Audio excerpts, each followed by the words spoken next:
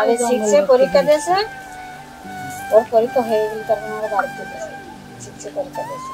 আমরা যে ভাই দুটো ওই খাই যে কি করে এখন তো ঈশ্বর জনের বাচ্চারা তো সব বাড়ি থাকে, আমরা জন্ম দিয়েছি, জীবনটাই শুধু দেখতে হয়। এবারে বাচ্চারা একটা মানুষ করে দিল, তাও যেতে হবে।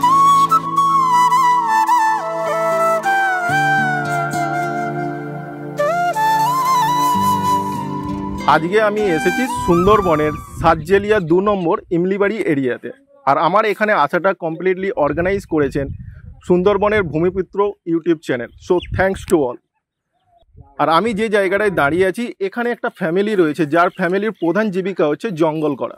এখানে এমন একটা ঘটনা ঘটেছে যে ঘটনা আপনাদের সাথে আমি শেয়ার করতে চাই। অ্যাকচুয়ালি কি হয়েছিল আপনার হাজব্যান্ডের সাথে?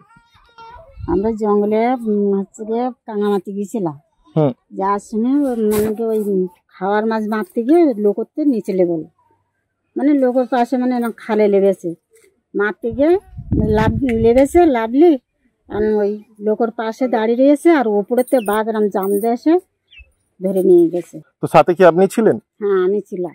তো কদিনের জন্য জঙ্গল করতে গিয়েছিলেন? আমরা ওই 8-9 দিন করে থাকতাম জঙ্গলে। তো 8-9 দিনে ওখানে খাওয়া দাওয়া কিভাবে কি হতো?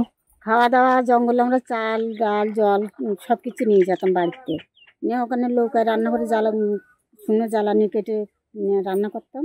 তো রান্না কোথায়? বোটের মধ্যেই হতো? জ্বালানি ওই লোকের মধ্যে হতো। আর মানে জ্বালন পালন যা কিছু সব ওই জঙ্গল থেকেই নিতেন? নিয়ে রান্না করতাম। তো কত মানে যখন ফিরে আসতেন কত কাঁকড়া নিয়ে আসতে পারতেন? কত কেজি?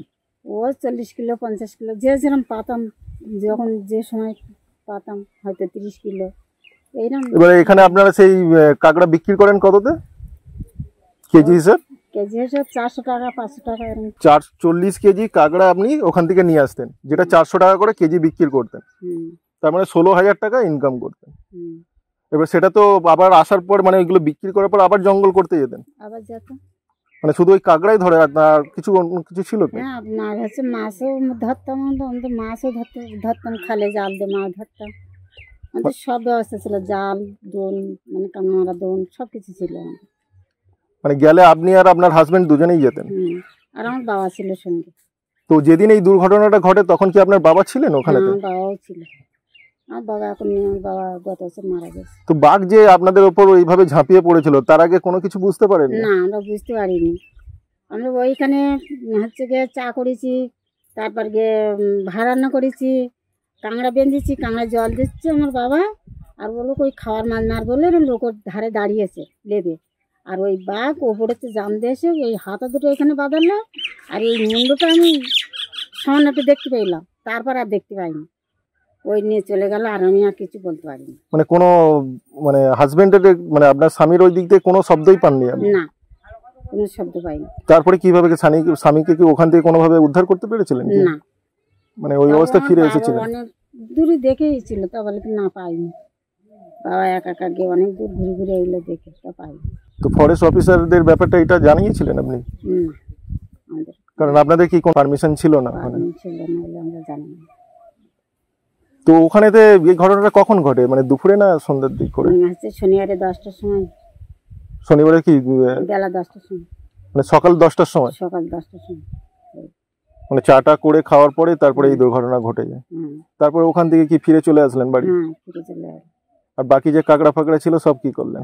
সব ওই আর একটা লোক ছিল আমাদের পাশে, হ্যাঁ, ওই লোক ছিল, ওরা বিক্রি করে পয়সা দিয়ে দিল ওর বাবার কাজের সঙ্গে। আর ওদের ওখান থেকে কোনো সহযোগিতা ছিল ওই আপনার হাজবেন্ডকে খোঁজার জন্য? না, ওরা কেউ সাহায্য করেনি? না। তো এই হচ্ছে এনার জীবন কাহিনী।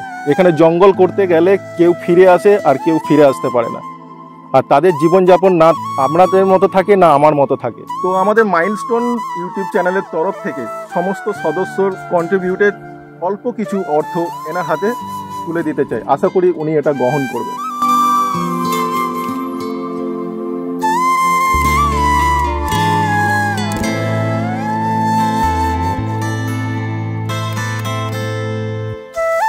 ডিসক্রিপশন বক্সে এনার ব্যাংকিং ডিটেলস দেওয়া আছে, আপনি চাইলে এনাকে হেল্প করতে পারেন। যদি হেল্প নাও করতে পারেন, অ্যাটলিস্ট এই ভিডিওটাকে আপনি লাইক এবং শেয়ার করুন, যাতে আর 4 জনের কাছে ফরওয়ার্ড হয়, তাতে ইউটিউব অ্যালগরিদমে এই ভিডিওটাকে আরও 3-4 জনের কাছে ফরওয়ার্ড করবে। তাদের মধ্যে কোনো একজন যদি এনাকে হেল্প করে, সেই হেল্পের পেছনে আপনার হাত থাকবে। সো গাইস, এই ভিডিওটা এতটাই পর্যন্ত রইলো, আবার দেখা হবে অন্য কোনো ভিডিওতে। সো আপনারা ভালো থাকবেন, সুস্থ থাকবেন। জয় হিন্দ, বন্দে মাতরম।